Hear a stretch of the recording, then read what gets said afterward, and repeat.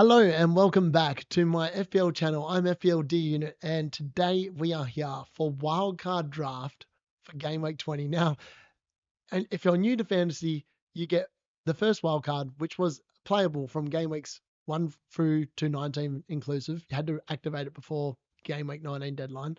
But as soon as that deadline passed, you now have access to your second wild card of the season. Now, I'm not here saying that you should be playing it this week because I definitely won't be. My plan is to play mine around game week 30, 31 after the first blank game week of the season, which is likely to be in game week 29 or 28. Can't remember which one, but it's one of those ones. I'll be playing it directly after that, pretty much 30 or 31, or I may delay it until after the second blank game week, which is in game week 34.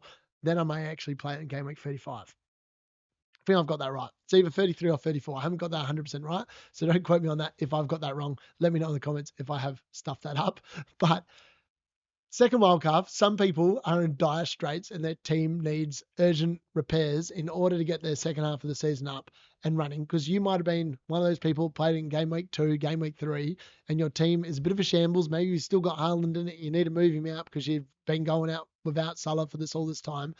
This is why it's very important to have a look and do a bit of forward planning. Now, a good wild card, like I played in game week 12, still has me really well set up with the team I put together.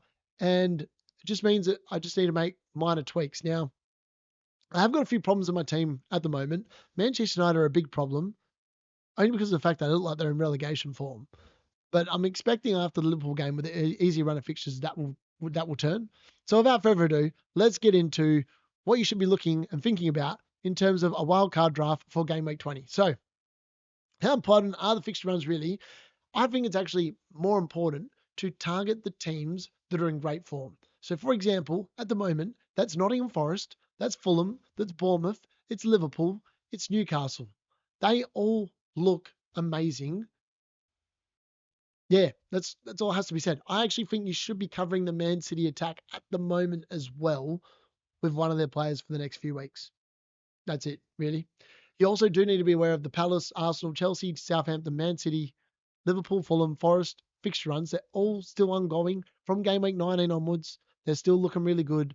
I mean, the Palace one this week is a little bit tricky with the Chelsea game, but after that, they are amazing. So if you're wildcarding this week, you definitely have to be bringing those assets in preparation for next week, maybe benching them this week. Now, is it time to spend up in the forward line? A couple of the cheaper options did perform on the weekend. Raul Jimenez scored, Delap scored, Strand Larsen scored, Van Linson scored, but they have been really inconsistent of late, and maybe it is time to just spend up. It's imperative that you have Isaac in your team. There are 3 players that you need to have in your teams moving forward. That is Palmer, Salah, and Isaac. Everything else is pretty much down to what you think is the best strategy, what you can afford with your team. I'm obviously blessed. I still have really good team value, even though the last few weeks have not been flash for me in terms of actually building that. But I will now share you with what my team value is, and we'll go from that. So at the moment, this is a great time also to say, smash the like, press the subscribe button if you're new as well, and let's have a look at what I'm thinking ahead of a wildcard draft in game week 20. So in here, as you can see, game week 19, I have gone up to now 106.7 million team value. So it has stagnated a little bit. I've had a few players go down this week, like Nicholas Jackson. Obviously sold Cunha as well. I bought him Wood, but Wood's already gone up in price since I bought him in. So yeah, that's what my team is looking like. So if I just quickly go to the transfers tab on my team, this is my team currently. And as I said, I'm pretty happy with it. I've already made my free transfer this week. I'm not overly concerned with how it would look, but there are a few concerns that I don't like in this team. One, Trent Alexander-Arnold really hurt my rank this week. So I'm kind of thinking that maybe I do want him, but I'm also thinking that maybe a Forest defender could be really good here. And Munoz obviously looks really good as well. So that's my team currently as it stands. Now, when we go to the first iteration of this draft, which I'm pretty sure is this one here. No, that's the same one. All right. Don't know what happened to the first one. All right. Yep, my bad. So here we go. This is the first draft I came up with. So this one uses up all my budget except 0.1 million is left in the bank. Now, I really like this draft because it covers a lot of things. So obviously, as I talked about, the Palace fixture run does look amazing. Now, I prefer Eze over Sarr. I've talked about this in my differential video, and I've been preaching it since last week. And he did deliver first up in what I said.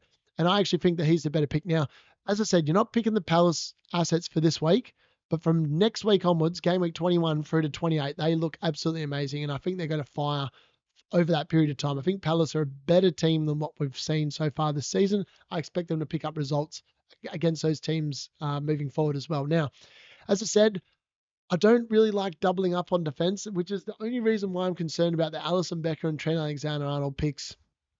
It means that Liverpool do concede. They're both blanking in a given game week, but lots of people are doubling up on defenses, and I think of the defenses, theirs is probably the best one. Now, Trent comes in because of the fact they've got Man United up next. Man United don't score goals.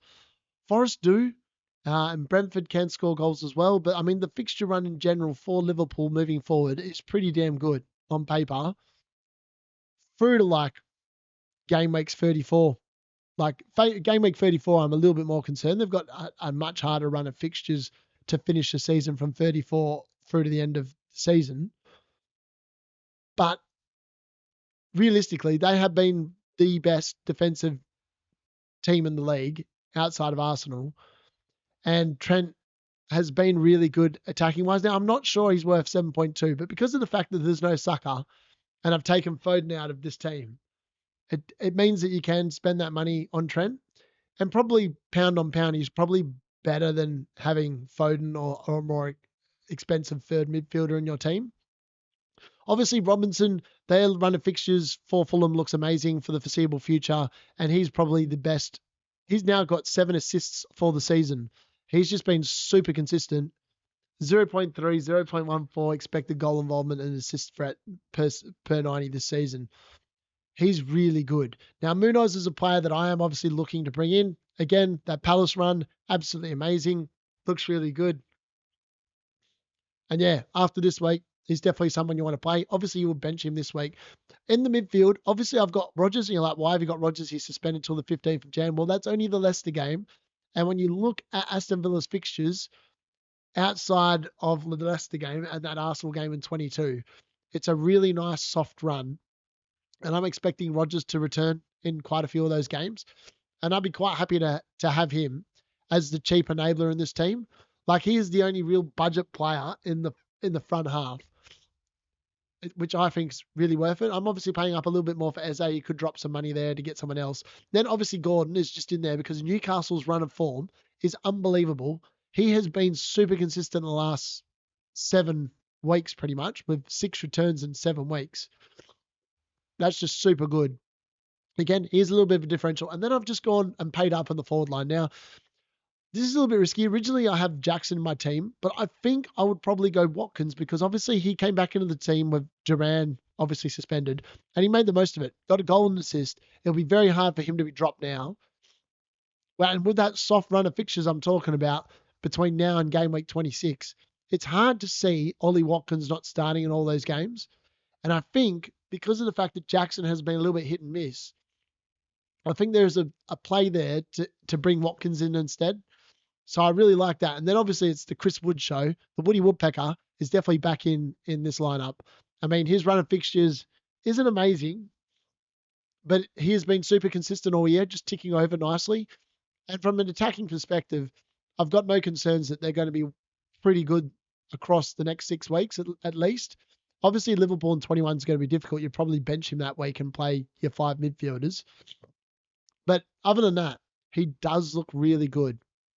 And I think that's the draft I'd go with. Obviously, you got Becker in goal as well, just a set and forget goalkeeper. I mean, in theory, if you've got less team value, you could drop Becker for like a Henderson. He looks pretty good, or even a Sells, who's 4.8. So that will save you some money there. Again, if you were struggling for funds, you could also drop Eze down to Sarr or another cheap midfielder. You could even drop Watkins back down to Jackson. So in my second one, which is what I did originally, I'm not sure what happened to it. It must have reloaded and gone on a weird page. So this one here is definitely what I would do if I was wildcarding over the next few weeks. So Foden would definitely still go. Now, I really like Savio as an option, and I think that's someone that you could probably play there. But again, I just prefer what these players look like in terms of the way they play. So Eze definitely comes in. I still really like that. Rogers also comes in. And he stays there. And then obviously I still like those players in the defense, which obviously is Munoz. I think Munoz just looks really good. Like that Crystal Palace fixture run is amazing. Now, I'm not sold on Trent, but I just think that he's such a threat to my team not being in it that it's worth having him. Now, this one here, I have no money left in the bank at all. And this is ideally the team I would like to get to over the next few weeks. Now, I obviously keep Bruno Fernandes in here, and people will go, why are you keeping him? Well, Man United are in a horrible run of form. There is no denying that at all. Bruno obviously has gone off the boil the last 3 weeks. Obviously missed the Newcastle game for suspension. Sent off against Wolves. Completely fluffed his lines against Bournemouth. But after the Liverpool game, which will be benching him this week, then he's got a really nice run of 4 or 5 fixtures. And if Man United are going to score goals, Bruno has to be involved in some way, shape, or form. He's either going to be creating them, or he's going to be scoring himself, or he's going to be scoring from a penalty spot. So for me, I think he's still better than having Anthony Gordon there and then having Ollie Watkins up front. So for me, that's what I'd be doing. If I was wildcarding this week, those are definitely the 2 drafts I would be looking at. Obviously, I still like the actual team I've got at the moment. The main concern I have, obviously, with my current team is the fact that I've got Bruno Fernandes and Ahmad. I'm not convinced that's a good double up combo to have with the form that Manchester United are in. Other than that, I think it's the draft itself is okay.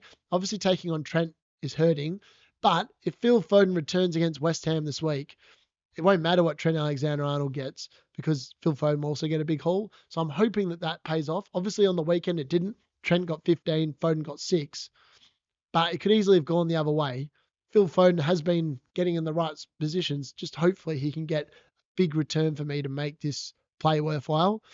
But otherwise, it will be him going to an Eze, and then it will be Trent coming in for most likely Colwell at this point, and then Kirkez will become Munoz moving forward, and then Rogers will hopefully become Ahmad there. But yeah, let me know what you think in the comments. That's what I'll be wildcarding. Obviously, I wouldn't be wildcarding this week, but if I was, that's where I'd be going. I definitely feel like this one here with the Ollie Watkins show coming in, that one's definitely the one I like the most. On paper, it just looks amazing. And obviously that means you would have to have 106.7 million team value in order to build this from scratch, where I have, like removing those players where obviously I don't have as much value attached to.